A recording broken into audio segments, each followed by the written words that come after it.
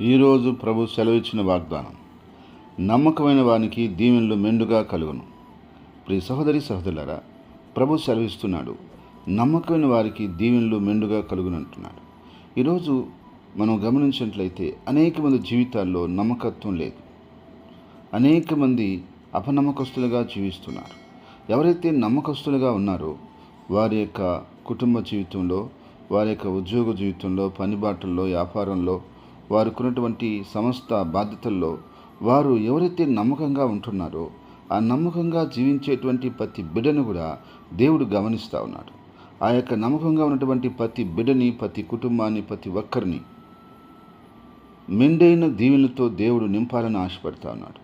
కాబట్టి నా ప్రియ సహోదరి సహోదరుడా, నువ్వు నమ్మకంగా జీవిస్తున్నట్లయితే దేవుడు నీకు నిండైన దీవెనలు ఆశీర్వాదాలతో నింపి నువ్వు వర్ధలు చేయబోతున్నాడు.